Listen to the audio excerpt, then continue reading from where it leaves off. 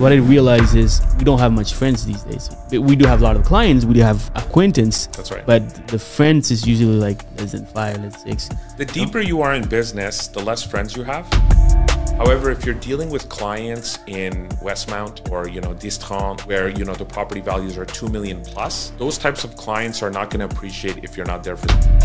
A lot of these families bought a lot of properties when we had the referendum. So people were leaving to Alberta and Ontario, and the ones that stayed here said, I'm a huge believer of any type of real estate, and I also believe that you shouldn't only have pre-sales condos and construction, new construction. You should have a little bit of everything. Absolutely. 6-plex, 8-plex, 12-plex, townhouses, maybe a few condos. You should, and the reason you should have everything is because we realized in COVID what happened. I would never, ever, ever work directly for a developer because I know of my abilities. I always tell, my team or other brokers that meet me, I say, you have 2 options. Do you want to be the Best Western or Motel 6, or do you want to be the Four Seasons and the W? So even if you don't want to flip it and you want to live in it, it's always better to buy in phase 1 because the margin that you're going to pay in phase 2, phase 3, phase 4 is so much more significant that the people that buy in phase 1 are probably going to even...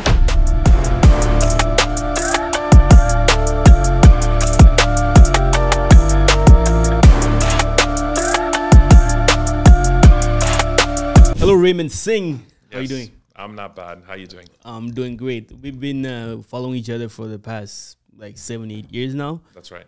When I started, obviously you're a brown guy, yes. So I look for who's succeeding in the Quebec industry, and you were one of the few that I got in touch with. Meaning, I saw you on social media, and it's pretty impressive what you have done in the past 16 years.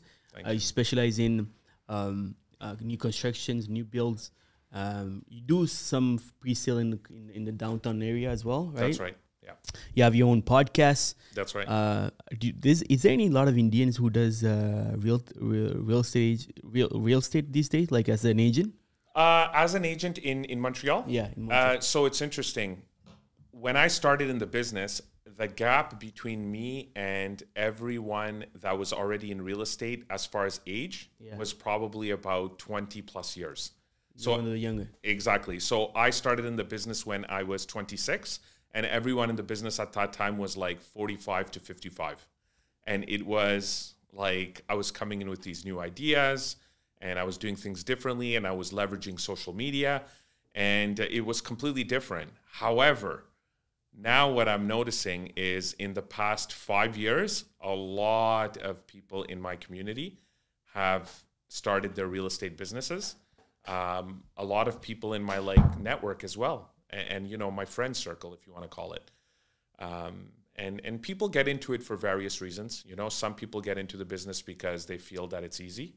Some people get into the business because they get inspired by someone else.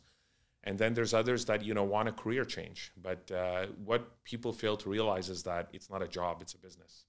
And like every business, it takes time. It takes time.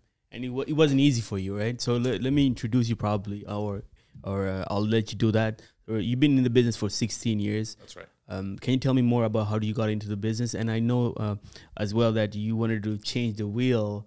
You wanted to do something differently. It didn't really work out that way. And also, you're one of the few agents that didn't work for a team. That's right. Right? Now, do you have your own team now? Yes. So how do you convince other people now these days that the fact that you never had a team before? That's a very good question. Very good question. So the way I got into the business, I'll answer your first question first, is in 2008, my father used to own real estate, whether it was residential and industrial and commercial, because my father was in the trucking business.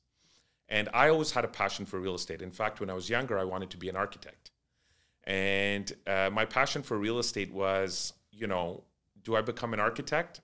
Not really. I don't want to sit at a desk because I come from a background of IT. So I worked in IT.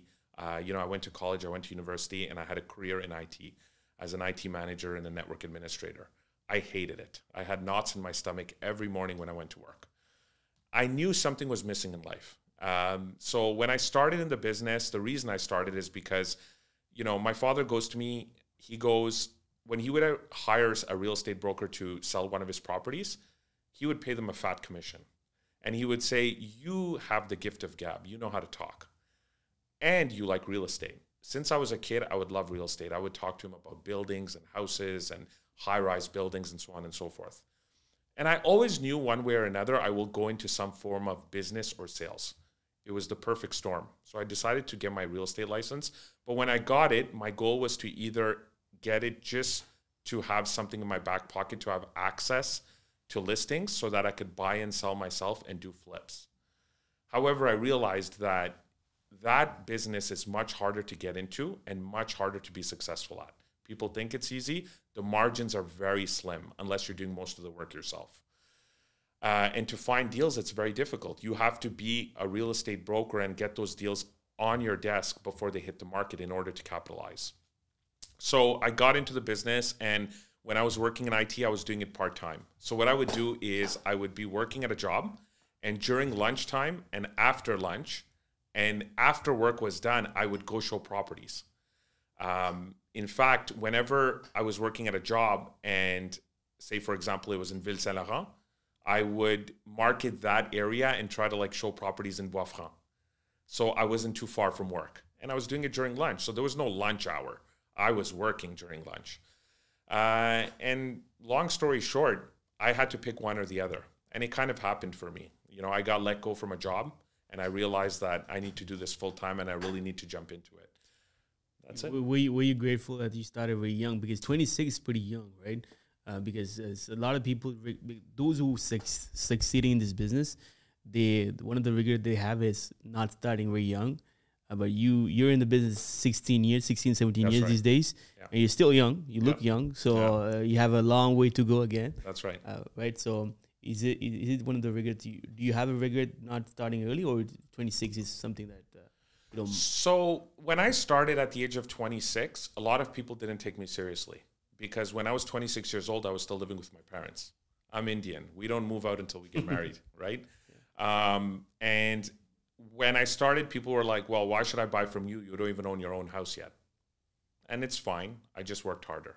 And I proved them with my work ethic and with my knowledge. And when I didn't have listings or buyers, I was educating myself. So I was looking at statistics. I was checking to see how quickly properties sell in downtown, how quickly a condo sells, how long it's on the market, what it sells for in relation to the asking price.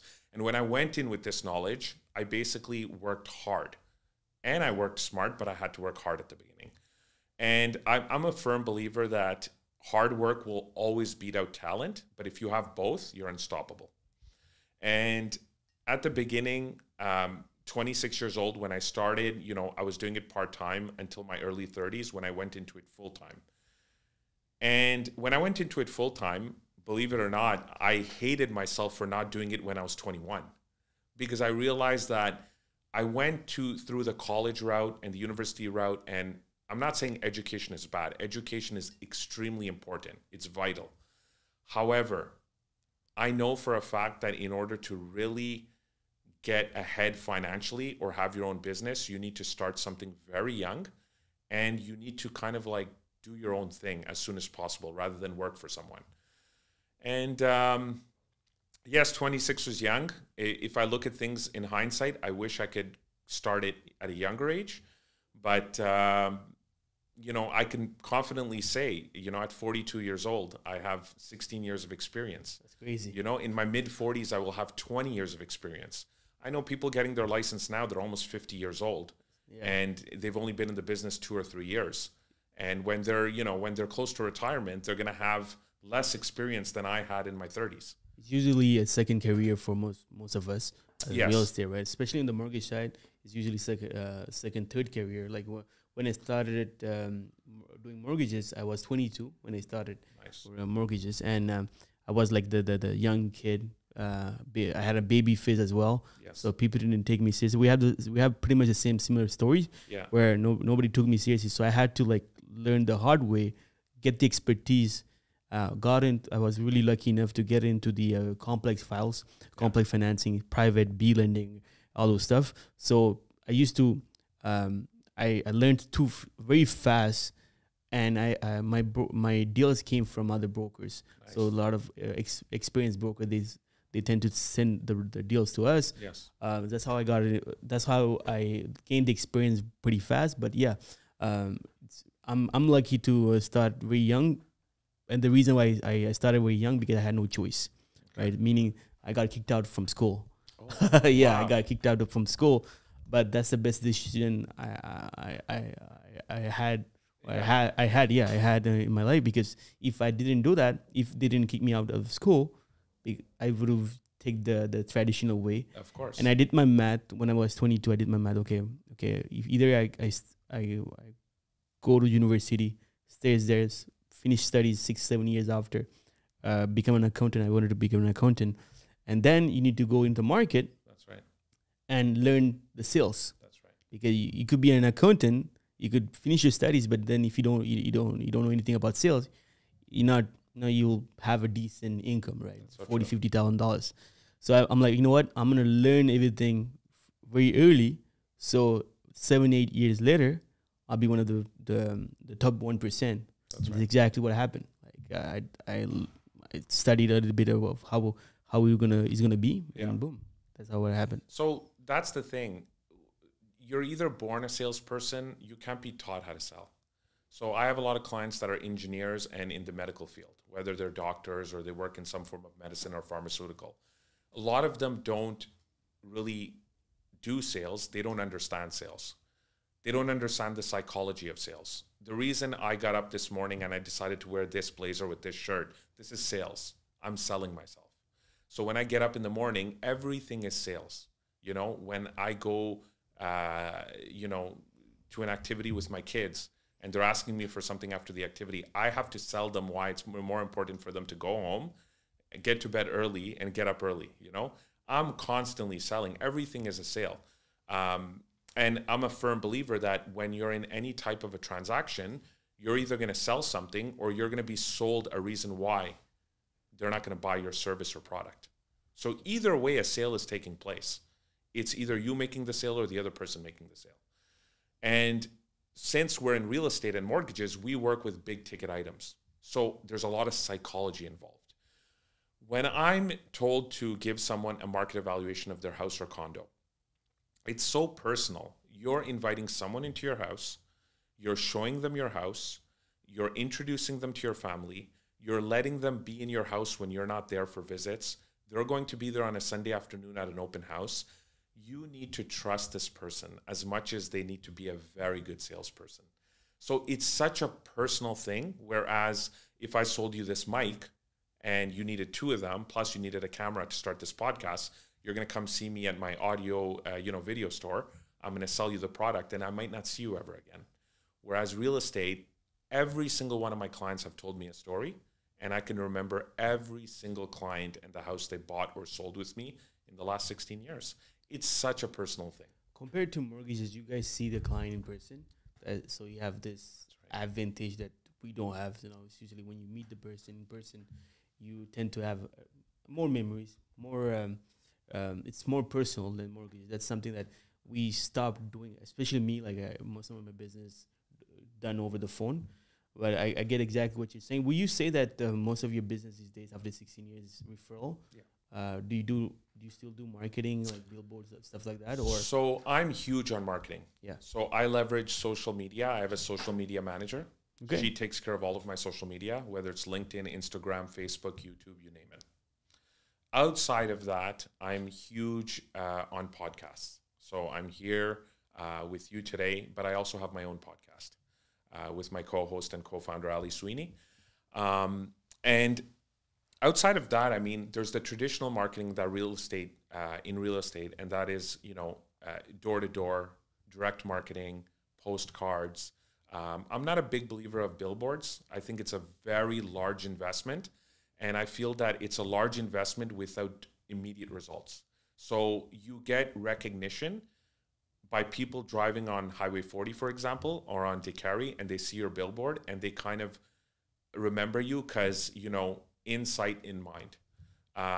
However, when you're sending something directly to someone to their house, or you're knocking on their door, or they're getting a letter from you because you have a client looking for a property that they own, or a type of property that they own, it's more personal, it's more direct, it's less of an investment, but it's more legwork. So you have to, get the addresses, you have to do your homework. So, one way or another, I'm constantly marketing. Do I get a lot of referrals? Yes, a lot. I always say to my team, or I'm a firm believer that take care of your business and your clients, and everything else will take care of itself. So the minute you put the client first and you take care of the client, everything else will take care of itself. Yeah. And I mean, you see the difference between going to Starbucks and Tim Hortons for a coffee. You go to Starbucks, they ask you your name. They ask you if you want oat milk, regular milk, almond milk. They have like 6 types of milks.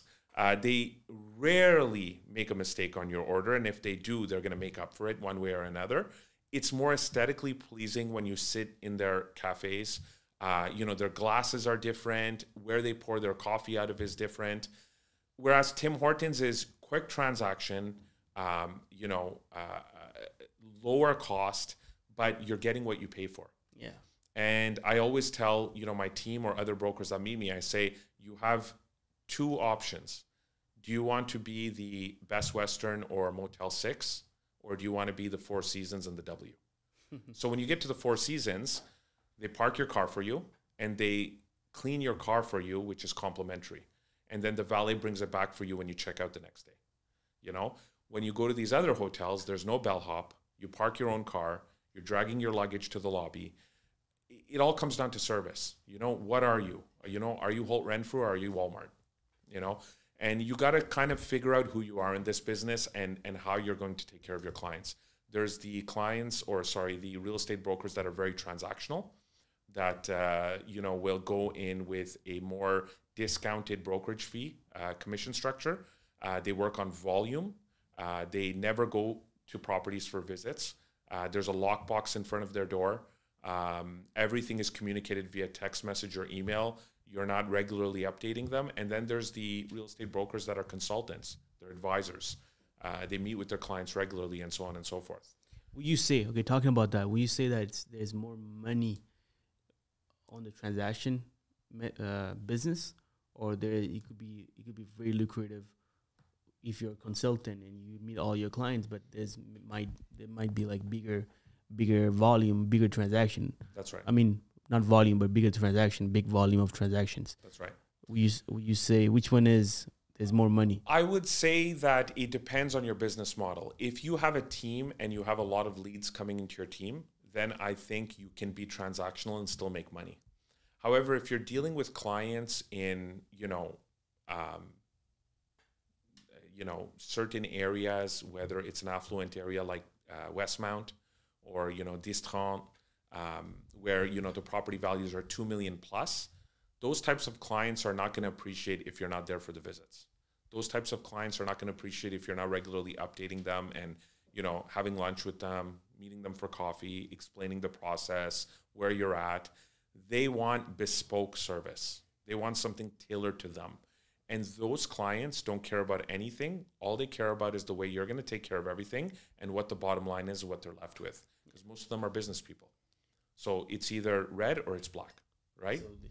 And transactional is different. It's a totally different market. It's the $300,000 house in the suburbs, You can go in with a discounted brokerage fee and a commission.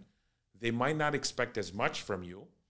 You could have more listings, but in order to have more listings and have more clients and more buyers, you need to decide where you're going to spread your efforts and your energy, right? Yeah, absolutely. So it's very hard to meet everyone at that point. If I had a $2 million property to sell, and yes. Obviously I want some service because I work my ass off to get to this level, and yes. Especially they're business oriented. They're usually business people. 100%. And definitely you want something with service, especially if I'm giving out 4 or 5%, 6% yes. of the whole sale volume.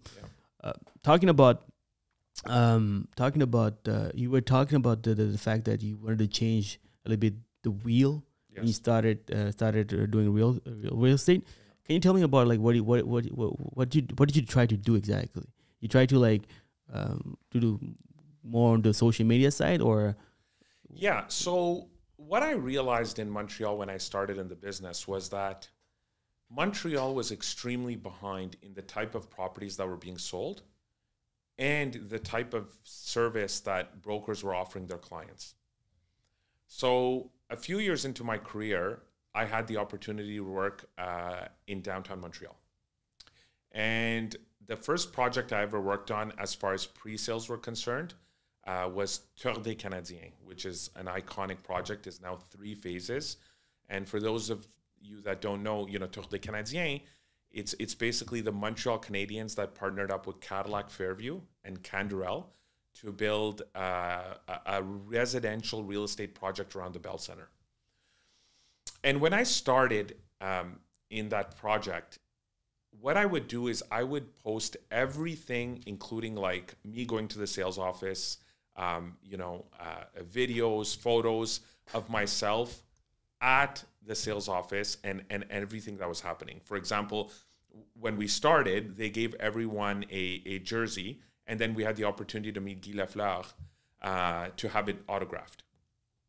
And at the time, there wasn't a lot of real estate brokers that were selling pre-construction in Montreal. There was probably, 3 or 4 that were extremely interested in it. And then the rest of them were from Toronto. So they came here to sell pre-construction. Really? Yes. So when they were here selling pre-construction, they weren't real estate brokers because as per the OACIQ rules, they cannot sell real estate in Quebec if they have an Ontario license, but they were working directly for the developer. So the developer was giving them our opportunity to come here and sell. Why? Because they were more experienced with that developer, because it is a Toronto company, in Toronto selling new construction. And if you remember, new construction and high-rise condo buildings only took off here in 2010. But they've been being built in Toronto and Vancouver since year 2000. So once again, we were 10 years behind, just like we are with everything from Toronto. And when these brokers came from Toronto and the way they would sell, I would look at them and be like, this makes no sense that no one is doing it here in Montreal. So what I did was I decided to implement my own way of selling these projects.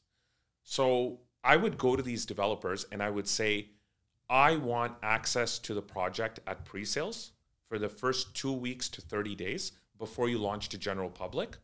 And I will get you X amount of sales by offering this to my clients. And the way I would offer it is very simple. I would go out and market it exclusively. The way I would market it exclusively, was by being a collaborating broker and specializing in pre-construction. That's where presalesmontreal.com came from. And people wouldn't understand. They would be like, well, wait, do you work for the developer or do you work like for me? Are you like the buying broker or am I buying directly with the developer? I said, no, it's very simple. I am getting you in before general public can buy. To the point where a lot of these sales offices, the windows still had decals on them saying bientôt or coming soon. But I was in the sales office with my clients. So I kind of built a business doing things that way where I differentiated myself. And how do you become successful in the real estate business? You have to differentiate yourself. You have to be different. There's 17,000, 18,000 of us with the Greater Montreal Real Estate Board. How are you going to be different than the other 17 or 18,000? What's different about Raymond Singh? So that's what I used to be different. I said, you know what? This is going to allow me to be completely different within my community and on the West Island. And at that time, there was very few real estate brokers that understood how to sell pre-construction. I'm talking 12, 13 years ago. And the way I started selling it is when they would come in, they would buy pre-construction, and then they would be happy because the prices would keep going up as they launched to general public. So these clients would follow me at every project. So they would say, when the next project comes out, give us a call. When the next project comes out, give us a call. And by God's grace, since that time, I've been a top producing broker in downtown Montreal for all these developers. I've won multiple awards. And it's because you have to kind of take something sometimes and you have to run with it. And you might have to bend rules here and there, but you have to really differentiate yourself and just hit the ground running. And that's what I did. And I continue to do that. Granted, after COVID, the new construction has slowed down quite a bit, but I see things taking off again within the next year. And I think the pre-construction is going to move more towards the suburbs. If you have to sell me, let's say I'm a broker, right? And I'm still haven't decided like which way I'm gonna go take my business. Meaning either I sell pre-sales, not pre-sales, existing properties, or I do pre-sale. And since you're a pre-sale broker, can you sell me on the idea of why pre-sale is either better or it's a great opportunity? So with me, I could sell you on both because I do both. Yeah. So I do pre-construction and pre-sales, which is one division. So it's even better. You know exactly what. That's right. And I sell homes on the suburbs from Ville Saint Laurent all the way out to Vaudreuil Saint Lazare, so the West Island. There's a huge difference between the two. First of all, in pre-construction and pre-sales, you're going to make more money. Really? Yes, absolutely. You make more money. That's crazy. And the developer pays. There's not a lot of broker who understands pre-sale. No, they don't understand it. In fact, the reason they don't understand it is because back in the day, when pre-construction and new construction was being sold in Quebec, it was being sold out of a trailer, and it was a temporary sales office on the lot where they were going to build the house or the condo tower, and they were paying brokers $1,000 commission. And no broker wanted to take their clients there because they're doing all the work for $1,000 when they can go and sell a property and make 2 to 3% on the buying side. So what would happen is they would think that it's continuously going to be like that. But then all these companies started saying, let's make really nice sales offices that cost millions of dollars. Let's throw events in these sales offices. And I'm telling you, some of these sales offices look better than the penthouse units. Beautiful places. Let's offer more commission, and let's get as many hungry brokers and buyers in here as possible. But it's not because of the commission that I was selling these properties. The reason I was selling these properties is, one, I absolutely love architecture and high-rise construction. I was young, so I loved being in downtown Montreal. And I wanted to differentiate myself. So I wanted to say, you know what? If everyone in my class that got their real estate licenses worried about selling a home in DDO, Kirkland, or Pierrefonds, I'm going to sell a condo in a high-rise building next to the Bell Center. So all of a sudden, everyone is selling Hondas and Toyotas, and I'm selling a BMW, right? Okay. So you had a better product. Yeah, I had a better product. And the reason why my resale business took off is because all these people got to know me. So, of course, they're going to call me and say, can you also let me know what my house is worth on the West Island, or my condo in Bois-Franc, or my cottage in Saint Lazare? And in Montreal, the condo projects launch traditionally, between September and November. So during the fall, there's usually a launch. And that's how it's been for the last 12 years. The last few years, we haven't had many launches. We will start getting launches soon again. So outside of those 2-3 months, I would be busy selling homes on the suburbs. So to answer your question, my answer to brokers would be, first of all, you need to decide what you want to do. If you live in Saint Lazare or you live in Laval, do you want to drive to downtown? Are you hungry enough to sit in traffic and drive to downtown 7 days a week to show properties and sometimes be at the sales office and wait there all day and no one shows up? Are you willing to do that? Or do you want something more comfortable where you live in the suburbs and you want to sell in like a 10-kilometer radius? It all depends on your business model and what you want to do. At the beginning, a lot of real estate brokers get into this business and they have no idea what they want to do. They just want to be Insta famous, and they want to sell real estate, and they want to look really good while they're doing it. But they don't realize that it's not a job, it's a business. And you could treat it like a job. You won't make a lot of money. You might as well work at a job. But the minute you start treating it like a business, that's when you start making real money. That's when you start having your phone ring rather than you having to call people. Usually happens around the 5-year mark. Once you're 5 years in the business, usually your phone starts ringing, as long as you're doing the right things. So my answer would be, figure out what your business model is going to be and where you want to work. And if you have no idea, then seek out someone like myself as a mentor, join a team. That would probably be your best bet. What you say that it's even there's more money on the pre-sale market? Like, is it the same commission? Is it why is it more? Is it because it's easier to sell because you're selling papers? No, so it's more commission because the developers offer you more. Okay. So a lot of brokers won't say this publicly on a podcast, but I'm not afraid to say it. We are paid more to sell new construction than I would be paid to buy a house or a condo as the buying broker in the suburbs. So the developers pay more. There's more incentives. But the developers pay more because the development has to take off. They need to sell a certain amount for it to take off. And are they paying more because the prices are higher? Not necessarily. Sometimes I could find you a better deal in a brand new condo than you would find out in Bois-Franc or an NDG in Côte-des-Neiges. So sometimes it's better to buy new construction. But the fact that I offer both, I offer more value to my clients than any other broker because I have access to both. And the reason it's more also is because in some cases you're making rather than 2, 3, 4, 5%. So you're making more money. However, the money is not paid to you right away as a real estate broker. When you sell new construction, there's a portion paid at the beginning. And then if the project's going to take 4 years to build, you're only going to get paid when the client goes to notary. That's maybe one of the reasons why brokers do not. That's right. And it's also risky. Yeah. Imagine you sell 5 units and out of your 5 units, 3 clients do not close on their unit. You did all that work and you followed your clients for 4 years and you never got paid.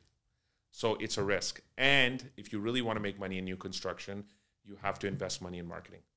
And is it half first and then the other half after, or is it? Depends on the developer. Depends on the developer. Yeah, some pay in thirds, some pay half, and some will pay all of it later on if you prefer it that way, or less earlier and then a little bit later on. We didn't tap into the investment side as a client, right? Yeah. So my parents, they were all in the reconstruction business because the whole community, that's what they look for. Like, that's right. Buying early because the price is good 100%. and after selling it.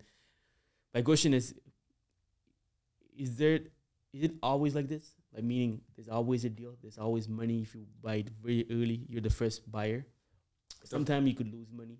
What do you feel about that? Yes. So the first buyer, traditionally in any project, historically in real estate, will usually make the biggest margin. This is removing COVID from the equation because people who bought pre-COVID and then sold during COVID made huge margins. So remove COVID from the equation. The person that buys on paper in pre-construction and sells 5, 6, 7, 10 years later will make the most margin, and then every other transaction afterwards will make less. So the reason why there's more money in new construction is, first of all, when you buy new construction, you're buying into the developer's vision. You're buying a piece of paper, you're buying a floor plan. And when you buy it, you're basically like an IPO. It's an initial public offering. So an IPO is when a stock company comes out and they say, this is our IPO, this is what the stock's going to come out at, and this is what you're buying it at. It's kind of the same concept with pre-sales. And when you buy it pre-construction, you're getting to choose the type of property you want, the view you want, the floor you want to be on. If it's a house, if you want a corner lot, do you want a semi-detached? Do you want a single family? Do you want to be on a cul-de-sac, facing a park, not facing a park, no neighbors in the back? When you're buying in resale, you're limited. Yeah. The guy on the corner might not sell his house, so you might have to settle for the one in the middle. So to make money in real estate, I've always said, and yes, I'm biased, but I invest myself in my projects. So when I look at these projects, I can confidently say that if you want to build wealth and equity, the best way to do it is pre-construction. Can you do me a favor, Raymond? Yeah. When you buy the next pre-construction building, yes, just give me a call.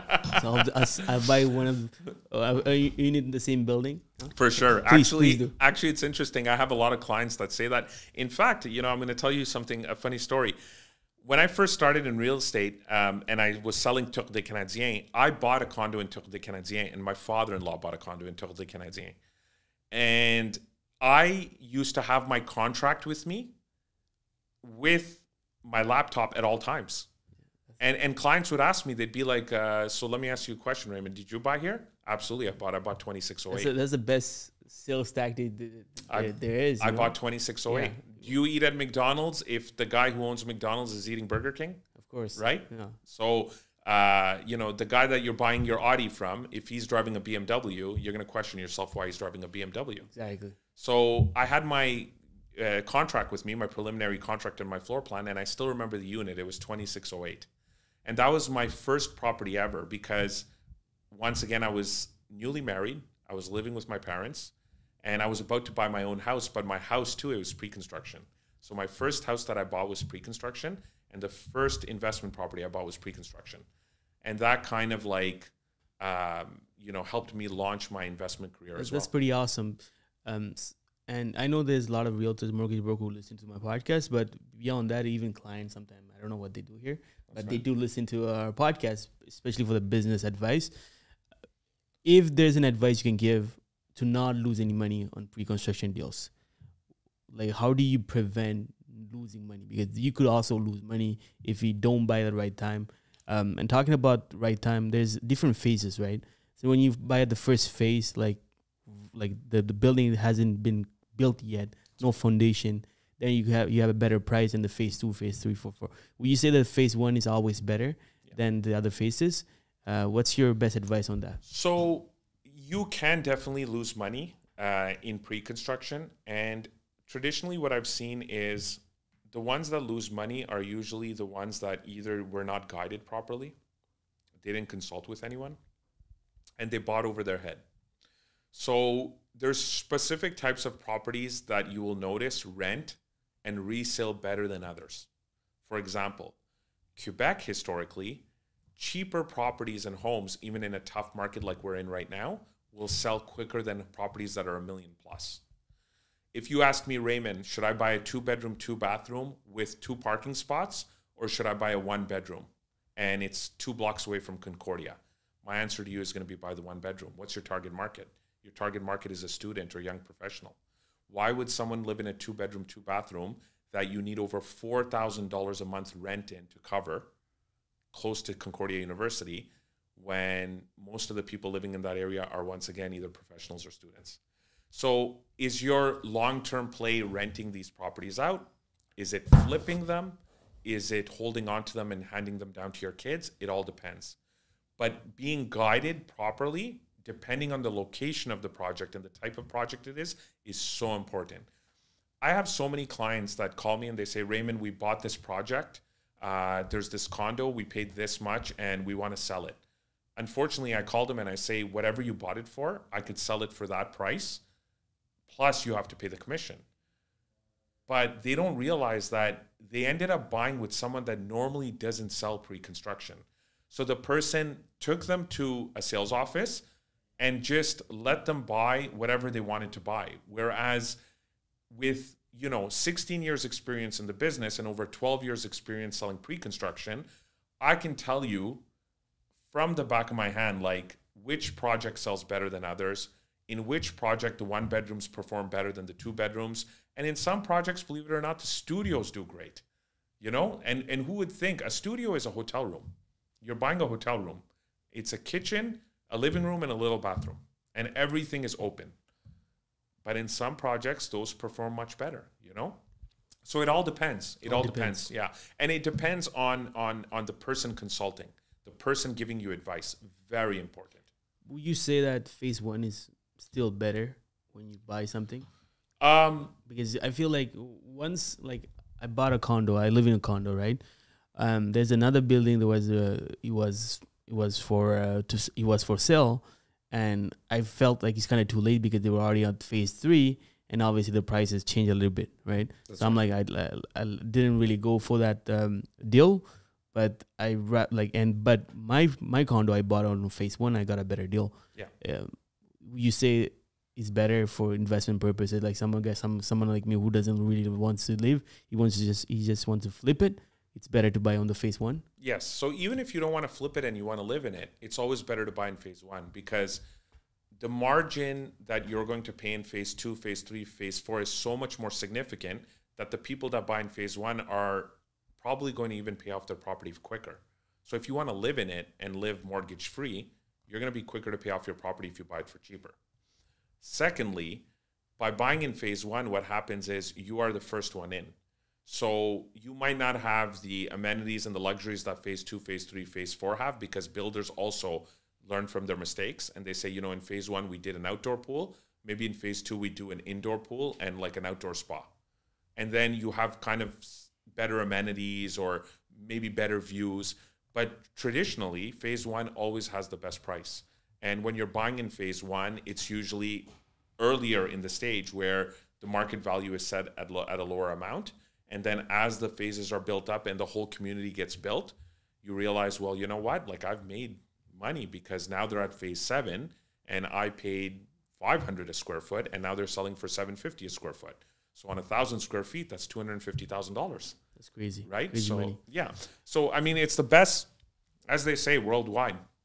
What's the best way to create wealth? The quickest way is usually real estate, right? It rarely goes down. Do you remember when people bought it near the COVID pre-sale, and then after that, once the rates went, they were going up, they didn't qualify? Yes. You had plenty of clients who didn't qualify. Yes. What happened to those clients? Did they figure out a way to qualify, or? And then my second question is it possible to sell on a promise of purchase, meaning that it's internal? It's very common. You put an offer on the first phase, and then eventually when the property is built, then let's say you don't qualify, or it was purely a investment strategy, try to sell it to someone else. Yes. Something common here in Montreal. It is common because on presalesmontreal.com, you'll notice I have a section where you can assign your condo unit. Now, as per the law in Quebec, assignments are not allowed. Okay, so in Quebec, there's a law stating that you cannot assign a pre-purchase contract or promise to purchase when purchasing a home to someone else before notarizing. However, certain developers allow you to assign your unit as an assignment clause with a small fee. Okay? That assignment clause is basically something that you can activate if the developer gives you the green light to activate, and they reserve the right to say yes or no. Okay? So they have to be at a certain amount sold out, because at the end of the day, you become their competition if you decide to assign, if they still have units left to sell in the building. When you get to a certain point and you decide to assign your contract, the way they work around it is that you do not assign your contract and make money the day you assign it. You have to also go to the notary in 2 or 3 years with the new buyer. So for example, for what reason? So the way it works is this. If I have a unit that I've purchased and I have to go to the notary, which is sitting across from the table. Let's put a number on that. Yeah. So $500,000. Yeah. So $500,000 unit. Say I have a $500,000 unit and I bought it in 2020. We're in 2024 now, and they're going to notary in a year. If I assign you my contract and you say, Raymond, I will buy your contract and your unit from you for $550. Okay. So I sell it to you for $550. You are not going to give me $50,000 and buy my contract, or $50,000 plus the down payment I've made. You have to go to the notary with me the day I go to the notary. So the notary is going to sell me the unit, and then you are going to be sold the unit the same day. So there's a capital gain that I need to pay. There is a capital gain that you would need to pay for sure, because you have to be honest when it comes to your taxes and reporting. There is still a capital gain that would have to be paid depending on how much profit you make, obviously, and capital gains have gone up, right? Yeah. But in a situation like this, assignments, they do work, but what we're seeing in the market right now is that assignments are being sold for very close to what people purchased them for, because the prices have gone up and interest rates have gone up. So someone buying a unit now at 5% is having to get a deal on a unit in order to make it, viable for them. Either way, you still have to pay capital gain, because if it doesn't go the whole you got to go to notary, and then that's right. You still have to pay. It's like another business deal, right? Exactly. Yeah. Look, at the end of the day, it's cost of doing business. That's the way. Not at 66%, but that's why people are moving to the US. Exactly. Talking about those people who didn't qualify, what were the strategies behind how they qualified after? Did they just give up? And also another thing is down payment. Do you lose with all the promoters, all the contracted? Yeah. Always there's a clause, meaning if you lose the deal, you lose the down payment, or there's some promoters that give back the down payment. How does it work exactly? Well, my plan now is going to be to call you, because you're the mortgage guy, right? And you're very good with B lenders. B lenders in private, and I want to talk about this because I had a lot of calls during those moments. Of course, so we found different solutions for those clients. Exactly. Yeah, but so that's to answer your question. It's exactly what you said at the beginning when you spoke about yourself and your business. Those clients have to go to a B lender, whether it's Equitable Bank, Home Trust, something like that, or they have to go to a private lender, which is going to be 10, 12% plus a file opening fee. But in situations like this, when a client cannot get financing, they're usually offered a grace period by the developer. So they have time to get financing. So developer will say, try with our financing, which is in-house, whether the developer deals with Desjardins or BMO or TD, whatever. And what they will do is they will say, try with them. If you can't try with them, you have 30 days or 45 days or 60 days to get your financing in order. Developers do not want to keep the unit and keep your deposit. Let's make that clear. Developers prefer that you take 3, 4, 5 months to get your financing in place and close on the unit. Because a developer keeping your money is less valuable for them than you buying the unit. You buying the unit is more valuable for them. They don't want the inventory. They want you to buy it so they can move on to their next project. I have yet in almost 17 years of business have a client lose a deposit because they couldn't get financing. I've had clients walk away from investments and say, look, Raymond, we put 20% down on $300,000, that's $60,000. We're going to take it as a write-off and we're going to move on because we're not going to purchase this property. Write-off? Yeah, oh, yeah. I've had clients that have said that because they don't want to necessarily throw good money at bad money, right? So at the end of the day, it's their choice. But whenever I'm able to help a client, I have yet to have someone lose a deposit or not make money on a unit. They either break even or they've made money. Absolutely. And one of the things we did when those kind of people called me, and especially they call me at the last minute. They have 2 days before. So what we did is going private. Yeah. Okay. And usually private is very expensive. Like you said, 12% plus fees. That's if you put 25% down payment. Even 20 back in the days, we could have find a solution. So what we did is you go private, but don't forget that 12% is annual. Yes. Right. If you have it for 3 months, you're only paying 3% plus the fees. Exactly. Right.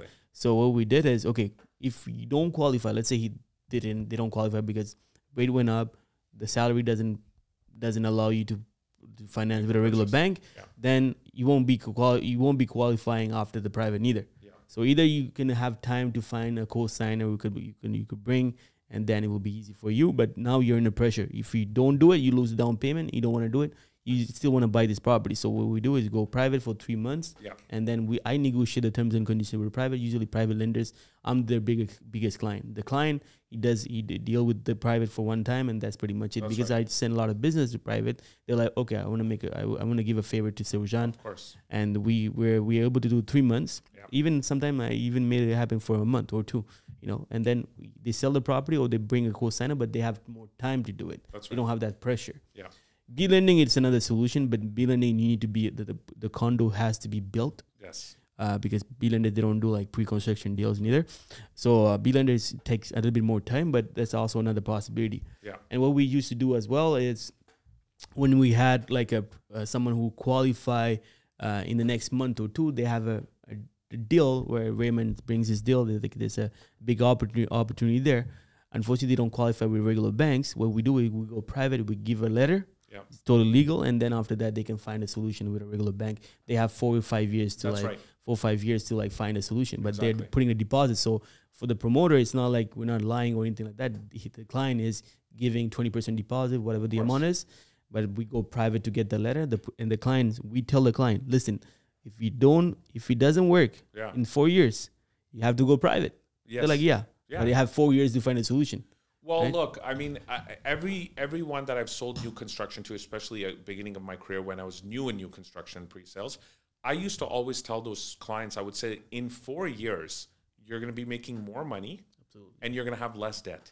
So in order for you to buy at this price with this down payment is so beneficial in so many ways that when you have the money to invest, it's actually, you can't, it's almost like you can't afford not to buy it. Like you have to buy it, because there's so many avenues to make money, and the way it's going to go up in value, and you're going to, once you get it, you know, with a better interest rate, you're going to be paying half of your mortgage payment is going to pay your capital. So it's forced savings. The property value is going to go up as you pay the mortgage down. The rents are going to go up. And the beauty with new construction is very simple. A lot of people don't know this, including a lot of brokers. In the first 5 years of new construction, you can increase the rent to anything you want in Quebec. So if the rent is $2,000 a month at year one, you can go to $2,200 a month in year two. You don't have to follow what the Régie's recommendation is. You can go up $200. Why? Because the market value for that building or that area is not set yet. So for example, one of my properties I bought in pre-construction, it's a townhouse. I started out at $1,900 a month. I'm at $2,150 a month, and I've owned it less than 2.5 years now. So it's gone up in rental value, but at the same time, it's gone up in value, and I'm paying down my mortgage. So there's so many ways to make money.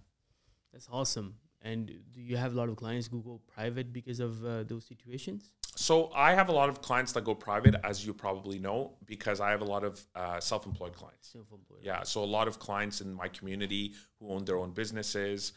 They're in logistics, they're in trucking, they own their own, you know, import-export companies. A lot of them are in restaurants, a lot of them are in retail. So they have to go private for investments like this. But at the end of the day, they'll go private because they realize the cost of doing business is X amount. And like you said, the 12% is annualized. Yeah. So if they hold the unit for 6 months, it's 6%, but 6% right now for 6 months is better than going to a bank at 5.5%. Yeah. You might as well do it. And also, don't forget, let's say you're buying at the phase one. That's right. Very early, and you go private because you don't qualify. You get a client who's self-employed, doesn't qualify with banks. Exactly. You know how much it costs to get the letter from private? Do you have an idea of how much it costs for a commitment letter, final letter that says, okay, you qualify? Yeah. It's under $3,000. Oh, there you go. So, but you don't go with private. In 4 years, you can find a solution. Of course. So I asked some clients who find this expensive. The private has to like allocate that money in 4 years. If you do go with them, they need to be legally obliged to go with the client. Of course. So we do our math. We see if they have enough down payment, because down payment is very important. You can, of course. But you don't have to go with the private for next when the building will be built. Of course. The $3,000. How much are you making the whole time you're waiting? Yeah. Right. You bought it at 500 years, and when the building is sold or it's built, it will be at 550, 560. So $3,000 to make $60,000 pretty much nothing, right? That's right. That's another strategy we use for new construction. Enough of mortgages. Let's talk about like now these days. There's some agents who works for a promoter directly. Yes. Right. What is, obviously you will say it's better to be independent. Yeah. But do you have this opportunity to be independent? Because now, Raymond, if some promoter approach you, I'm like, hey, do you know my name? I'm Raymond Singh. I don't work for anybody. Yeah. I'm an independent. Yeah, right? You're independent. Yeah. But a new broker who wants opportunities, will you say that it's a good idea to work for a promoter? And what are the differences when you work for a promoter? Would you get like less commission? What's the difference? So there's two ways you could work for a developer or a promoter.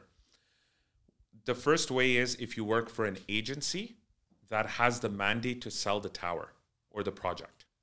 Okay. So we know of a lot of companies in Montreal that specialize in new construction. They're real estate agencies. And there's some in Toronto that now have a lot of mandates in Quebec, in Montreal as well. But they're Toronto-based companies. We should go there too, man, to pick their market, steal their market. Yeah, well, it's interesting you say that. It is something that I am looking into to get a license in Ontario as well, and eventually in the U.S. I think that, we're just starting out here. And I think that the Quebec market's not big enough to take business to another level. But I agree with you. And those agencies come here and they have mandates. So there's the agency in Quebec that specializes in condos. There's the leading one in Toronto that is here as well. So if you work for these agencies, normally you work for these agencies, you're assigned to a project or a building, and you can still list and sell properties outside of your job. Really? Yes. That is very beneficial because what happens is you're in the sales office, you constantly meet people, you're building your database, people are coming in and meeting you. And if they're going to buy, say, for example, you're on a project in the West Island and you're selling townhomes. When someone comes in and they want to buy the townhome, they're going to say, oh, but I also have to sell my condo in order to buy this townhome. Who do you think is going to get the listing? If they're a real estate broker, they're going to get the listing. Give me a second. So I know as a businessman, if I'm the promoter, I'm giving this opportunity for brokers to do that. That's right. I need to have this trust where this broker like doesn't steal my client. Yes. And sell something else because higher commission outside. So they have rock solid contracts when it comes to that. Tell me about it. Yeah. Like, how does it work? So those brokers will be able to sell this project and they'll be able to sell listings outside of the project, but not competitive listings. And they cannot list properties within the project. So what happens is you can buy from them and then you could say, I have a condo to sell in Ville-Saint-Laurent and Bois-Franc, and I want to buy this, house in the West Island. So you can go and co-list that with another broker at your agency, and that broker can take care of it. That's way number one. The other way is when the developer doesn't hire a real estate agency, they have their own CRM, they know how to do sales, and they have their own in-house representatives. When you do that, you cannot go out and sell, because you work directly for the developer. You have to go to the developer's office Monday to Friday. You have to get there at 9 a.m. You leave at 5 p.m. It's a job. Yeah. Would you say that you would do that if you had to start over your career and you had that opportunity only? Never. Never. Okay. I would never, ever, ever work directly for a developer because I know of my abilities. I can do better, make more money, and have my own brand outside of that. And the developers appreciate it because I'm honest with them and I tell them, I'll bring you buyers. You don't need to hire me. Yeah. I know. It's funny because at the beginning of your career, you think to yourself, well, I really wish this developer would hire me. I would love a job there. But then you get to a point in your career where you can confidently say the developer can't afford me anymore. And that's what happens. Yeah. It's like if a bank approached you. If any bank approached you and they said, hey, listen, we want you to come work for us as a mobile mortgage specialist. You're going to say you can't afford me. Yeah, absolutely. Yeah. There's no money that they could, unless they give you a check and they say, write any amount you want. Not even. Not even. There you go. They don't do private. They don't do B. They strictly residential if you go residential. It's strictly commercial if you go commercial. I do pretty much everything these days. Yeah. And I think outside the box, I invest. There's multi-unit deals that we're investing either with my money or my investors' money. So much thing that we can do as a mortgage broker. That's one of the reasons why I got into the business.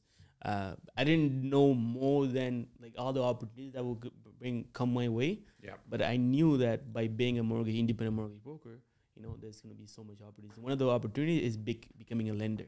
Of course. I'm a lender, right? I'm on the private side, and I make other people money by investing their money in private lending. Private equity. Private equity, but also private lending. So let's say you have $1 million. Say, Ojan, I just want to have like risk-free investments. Yeah.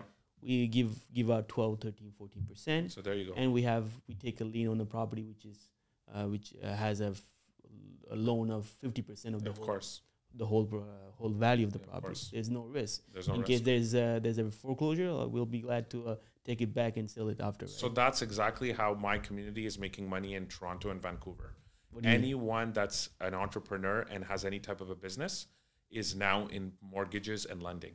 So what they do is they go out, they're not mortgage brokers.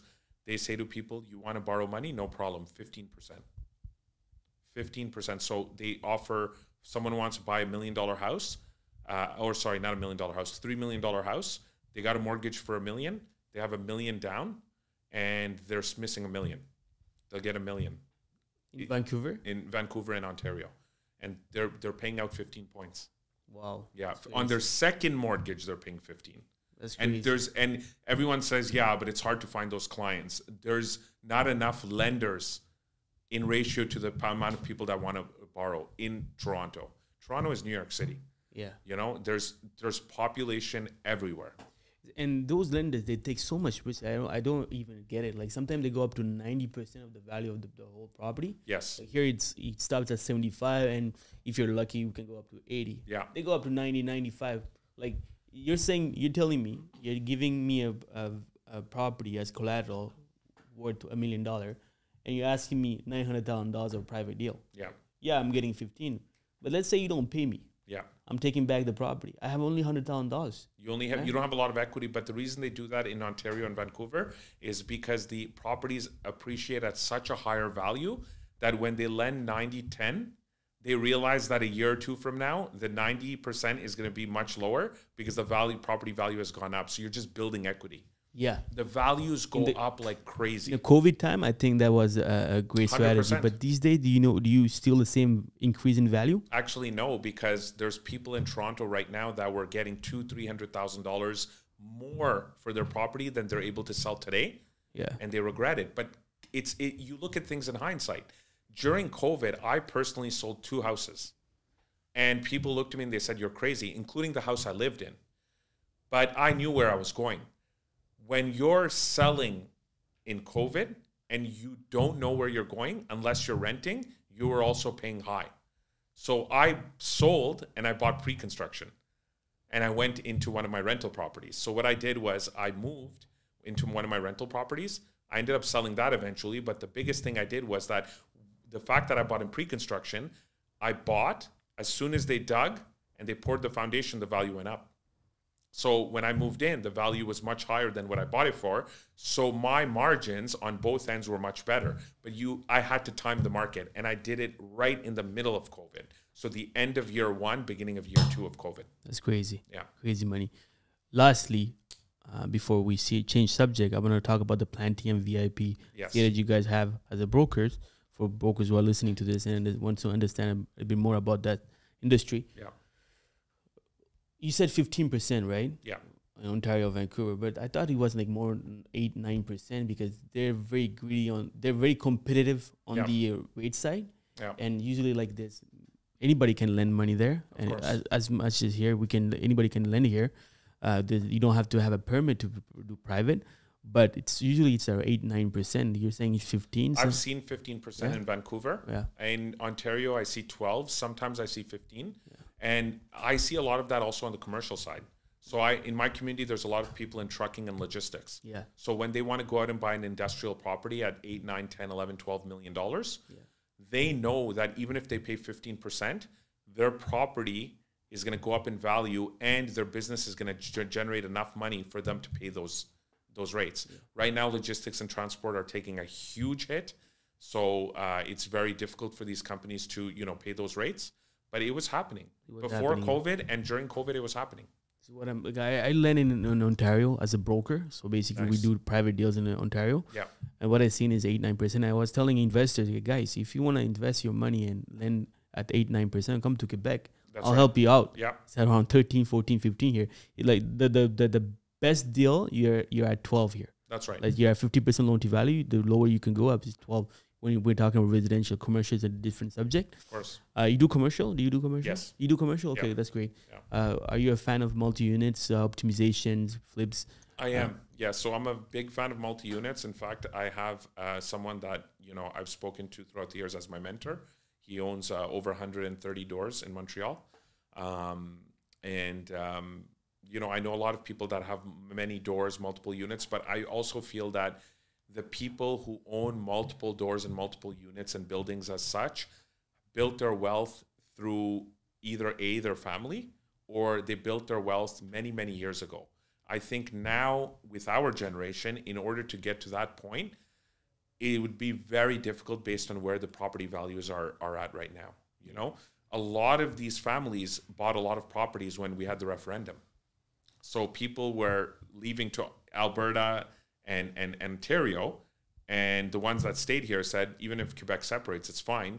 We're going to buy these properties for pennies on the dollar, and that's how they built their wealth. But I'm a huge believer of any type of real estate, and I also believe that you shouldn't only have pre-sales condos and new construction. You should have a little bit of everything.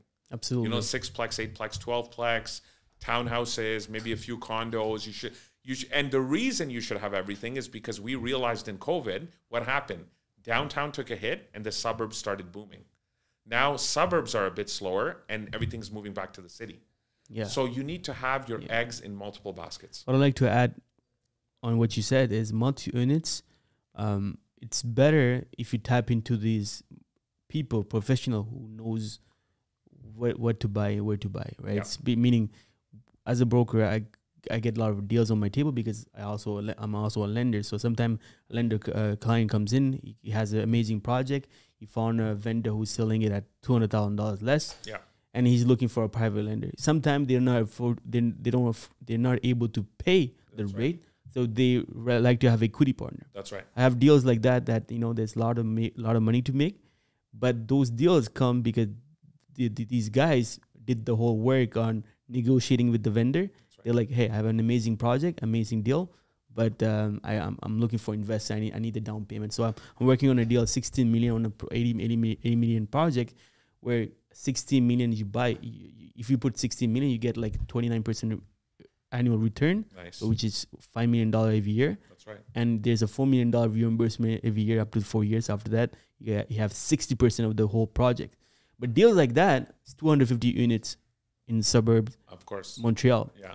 200, and the reason why this project it's on sale, which is off market deal, is because the guy, the promoter or the contractor who built it is in a desperate situation, financial situation, But those kind of contacts, those kind of deals, they're never public. You need to have contact with Raymond. You need to have some guy like Seroujan, who's always in that business. He's in the business. That's why I love working in real estate, because you tap into those big deals. 100%. In fact, when really big commercial deals, whether it's residential or commercial, the big ones get to the market on Centris and MLS or Realtor.ca. When they get to Centris, they've already been shopped around with almost all the brokers. Yeah. And the reason they're on Centris is because no one bid. Yeah. So that's what happens. So people don't realize that. Those properties are sold, on the table like this behind closed doors. Absolutely. And that's another reason how wealth is being built, through those deals. Absolutely. Raymond, let's talk about Plantium and VIP. What is the difference? Like, is it the same thing, Plantium, VIP? Yes. Like you were talking about on a podcast about VIP. Now I'm a VIP, not a Plantium, something like that. Yes. So can you tell me more about? So basically what it is that when we're platinum brokers. So platinum brokers are designated brokers for projects that work with buyers. So as like my business is pre-construction and resale in the suburbs. But as a platinum broker, when you're designated as a platinum broker by one of these big-time developers in Montreal that I work with, which is like the likes of Brivia, Broccolini, Cadrell, Cadillac Fairview, amongst many others, they designate these brokers as platinum brokers, which means that we know about projects before they're going to launch.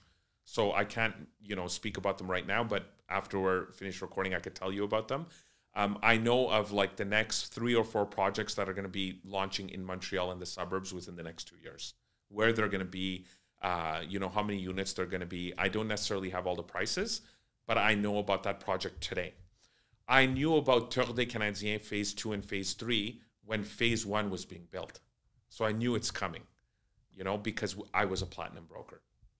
And platinum brokers offer VIP access, which means that we offer access to clients before the project launches to general public. So the time that you buy with me, so if I call you and I say, Seroujan, listen, remember I was on your podcast? Well, I have a project launching, and it's going to be launching at this price. I have studio, 1-bedroom, 2-bedroom, 3-bedroom, and townhomes. I'm going to be there Saturday and Sunday between this time and this time. You need to come see me. You're going to be on a guest list like a club. You're going to walk in and you're going to see me, and you're going to get to buy a unit. You're going to buy at the same price and at the same time that friends and family of the developer buys at. So for example, even with Royalmount, which is the project not too far from here, that condo project, Royalton, which was around the corner, we were able to go out to not developers, but clients and say, this project is coming, do you want to buy? So it was way before they announced it. Royalmount, is it near the new commercial center? Yeah, so on Lucerne and Highway 40, right below the Met. So Royal Mount is the mall, and then Royalton is a project that's around the corner. I'm just giving you an example of one of the projects. So we offer VIP access. So we're platinum brokers that offer platinum access, and the access is called VIP access. You know, it's just a term we use because, you know, Tour des Canadiens, Broccolini, a lot of these developers have used this term. You know, you could give your clients VIP access. They're first in line, you know, kind of thing. And a lot of these projects back in the day used to have lineups outside, like Toronto. You know, I remember when I was selling Tour des Canadiens, I used to go on Saturday and Sunday. Fall 2015, phase 2, I used to go outside and I used to wait in my car at 6 a.m. and the sales office would open at 11.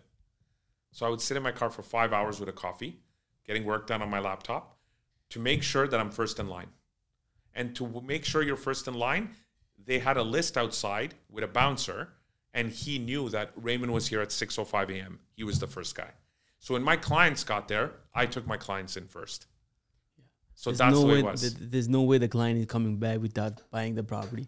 In a situation like this? No, in a situation like this, no. And there was so many sales and so much hype at the beginning that brokers were only allowed selling 5 units the first weekend. But I had 25 clients waiting. That's crazy. And I could only sell 5. The minimum down the rest payment had to come the next day. The minimum down payment for those kind of projects, is it 5? Is it 10? Is it 20% spread over 1 year. 5% when you sign, 5% 90 days later, 5% 180 days later, and then 5% at your 1 year anniversary. How come some promoters, what they do is they ask for only 5% or 10%? Later in the project. Later on the project. Yeah, okay. But you're paying a higher price. Voila.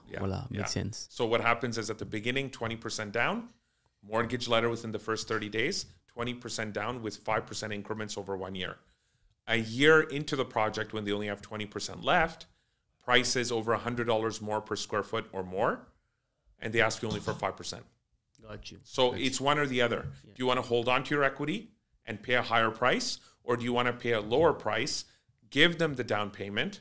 Once they get their financing from the bank, they break ground. Got you. Okay, that's amazing. Yeah. That's amazing. Lastly, if you have an advice, or if you have to go back, let's say you hop into a time machine. Yes. Go back to the younger self, Raymond. Yeah. What would you give as an advice to your younger self who wants to be in the same business as you, meaning pre-construction business? If there's anything you could say. If I could go back to my younger self, or I could give advice to anyone that's younger, is first and foremost, whether you want to do pre-sales, real estate, or anything, make sure you love it. When I come here today, you know, and then after today I have a whole days of work that's going to end at 7 p.m., I don't treat this as work. For me right now, this is as pleasurable as, you know, sitting down with you at a restaurant. I can talk about real estate for hours and hours. So find something you love. And if I could go back to my younger self, I would say, do what you want to do it earlier, and don't care about what people think or say. This is the biggest thing. We live in a society of so much fear. And that's the problem why most people fail, is because they're scared. They're so scared. I have met real estate brokers that have came into the business, have left the business. Some are still in the business. And they're so afraid to sit in front of a client in their house. They know what to say. They know the price, but they're not confident. They're so scared. Fear of rejection, fear of being judged, fear of my skin color. You know, when I started in the business, I was like, why would someone buy from me? I'm the son of an immigrant. But it doesn't matter, because at the end of the day, your work, your knowledge will speak for itself. And one of the biggest things is you have to surround yourself with people that you want to gravitate towards. One of the biggest mistakes I made was, for a period of time in my life, I surrounded myself with people that weren't in alignment with who I am. And it started taking me down the wrong path, a lot of negative self-talk.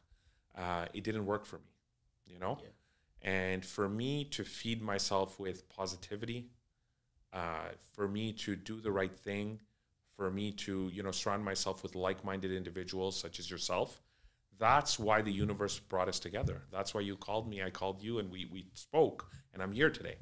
The universe brought us together. So it's very important to gravitate towards the types of people you want to be like. I've been studying a lot these days about like successful people. And what I realize is something I'm going to tell you after my question is, how many friends you got? Like you could call any day, you can talk about anything. You could be very like upfront, you could be vulnerable. Less than three. That's what I got as a study. Statistically, people like us, we get abandoned during the whole career because, you know, back in the days you had like multiple friends, right? That's right. And anybody would call you. Like I used to be, I got called every Friday to go out. Yeah. But these days, I don't get those calls because they kind of like figure out that this guy's they're never picking up. He always say no. He has other stuff to do. So these days I don't get those calls. And I saw on a podcast, I heard on a podcast that you didn't get those calls. People, your friend didn't really, they don't call you anymore because of those situations. So what I realize is we don't have much friends these days. But we do have a lot of clients. We do have acquaintance. That's right. But the friends is usually like less than 5, less than 6. The deeper you are in business, the less friends you have. Yeah. And the ones that stop calling you because you're too busy improving your life and building your business and going to the gym and doing the right thing, those are not friends. The fact that they stopped calling you because you were too busy, those are not friends. The friends are the ones that understand what you're doing, what your trajectory is, where you're going with your podcast, with your business, with your lending, with your vision, your brand. There's so many acquaintances and friends. Some people want to be a part of your life for the wrong reasons. And then the ones that, you could pick up the phone and be completely vulnerable with and talk to, I can confidently say I have maybe like 2 or 3 like that, but my best friend is my wife. She's the one that I could be the most vulnerable with and talk to about anything. And I think that's one of the recipes of success also, because what's more important to a person like you and I? Is it to go out on Friday night or Saturday night and, drink, pop bottles, go to sleep at 3 a.m., wake up, be tired, Monday start, dragging your feet, Tuesday you feel a little better? Would you want to do that, or do you want to work on your physical health, your mental health, and so on and so forth? One thing I've studied and realized over the years is the most successful people are usually the ones that take care of their mental and physical health first and foremost. And a lot of them, they don't drink. Yeah. So they, they'll have a glass of wine here or there, or they don't drink at all. And that's one of the things I've applied in my life. Usually people who thrive to have those kind of moments, like popping bottles, having fun. It's because at that moment, everybody loves them. 100%. And they always want to come back to that moment. That's what they do because they're lacking elsewhere. It's a drug. It's a drug.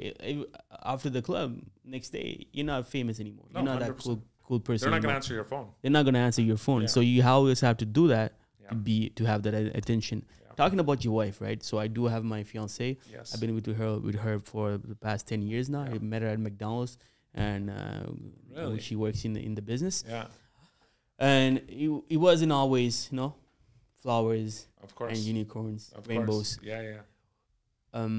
So how do you have kids as well? Yes. How do you balance work and family these days? Like you don't have balance? That's what you're gonna say, or is it like something that? That's interesting. I think that in order to be very good at something, you can't have balance.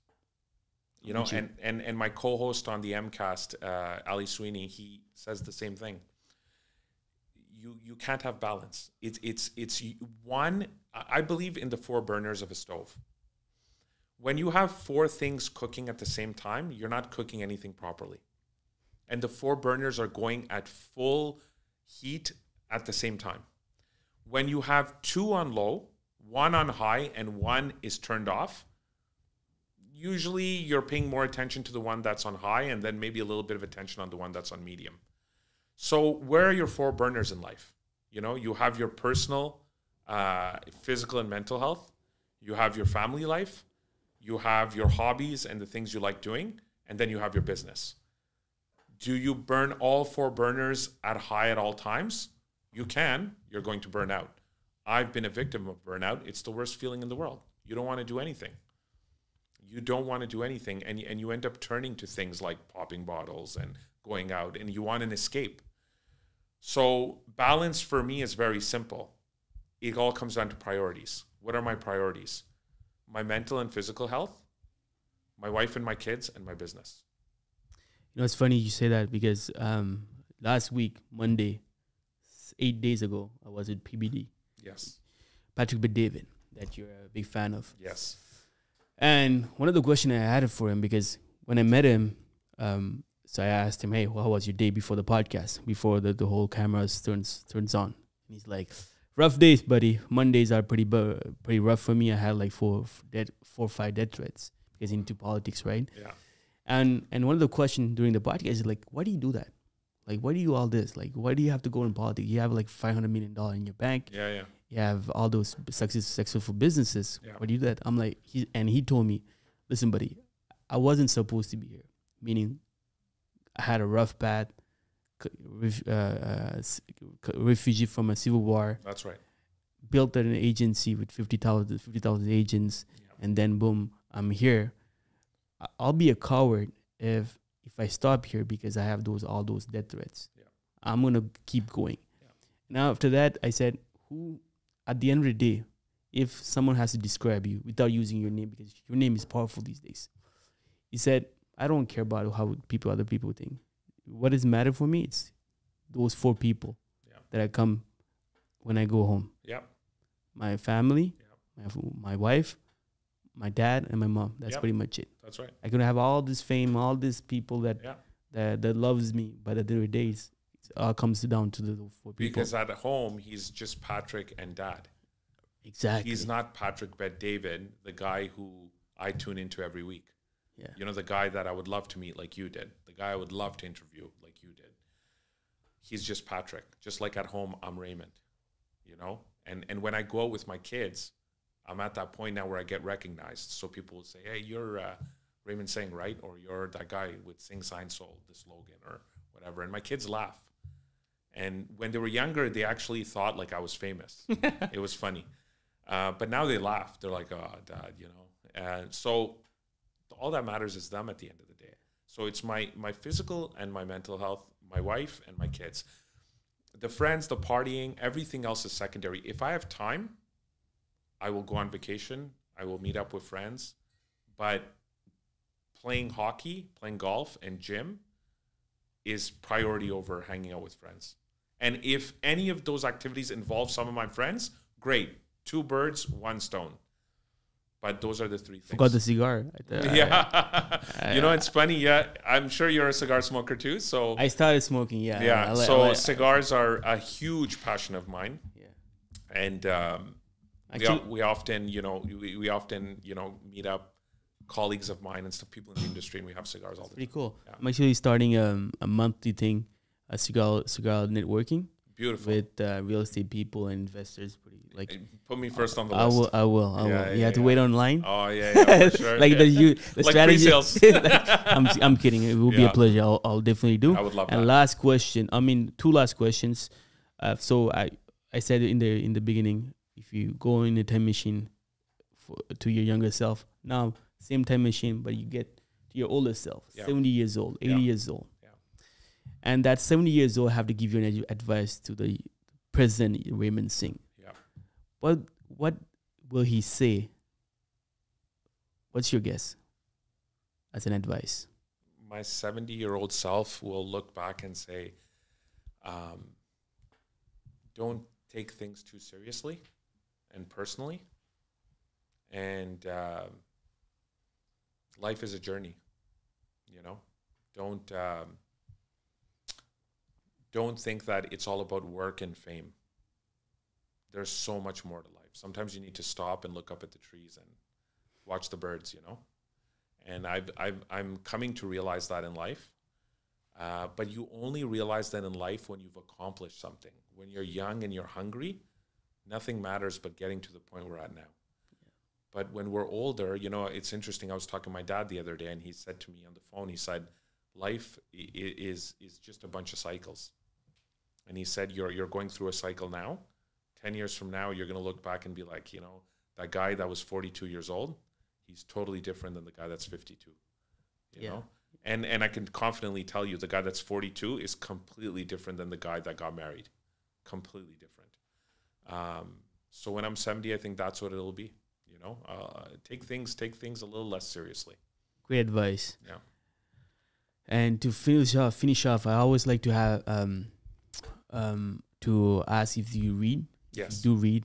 Is there any book that you will recommend our listeners today? Wow. Okay. So there's so many. One, I'm a big believer of, manifestation and positive thinking. So I read all of the Secret books, you know, The Secret, The Magic. Those books are great books about manifestation, visualizing, positive thinking. Those are great. A book I'm currently reading is Patrick Bet-David, Your Next 5 Moves. That's great. Great book. Great book. I'm about halfway through. And another book I read, which is an excellent book, and I strongly suggest everyone that's an entrepreneur and or in sales read this book. It's called How to Swim with the Sharks Without Being Eaten Alive. Oh, wow. It's I like the title. Phenomenal book. I read that book when I was in my mid-20s. I still have that book, and I'm itching to read it again. It's an amazing book. The things they talk about in that book, you would think the person that wrote it is using like 90% of their brain. Like, really? It's unbelievable. Great book. So those are probably the books. But right now I'm reading Patrick Bet-David's book, and so far so good. Yeah, there's another book that came out from him, Choose Your Enemy Wisely or something like that. Yes. That's a great book as well that I would recommend. Thank you so much, Raymond. So, Rujan, it's been a pleasure. And I must say that I'm extremely proud of you, man. You've done things in the Montreal community, you know, as a brown guy especially, but you've done things in the Montreal community. One being interviewing Patrick Bet-David. This is phenomenal. You brought Ryan Serhant to Montreal. You know, you're trailblazing in Montreal, and you're doing the things that we always wanted here that cities like Toronto and New York had. And we're lucky to have someone who's like you in the market. Well, it means a lot to me. And so I'm confident that you'll be there at my next event. 100%. I'm going to be there. 100%. Thank you so much, Raymond. Thank you, brother. I appreciate it. Have a good one.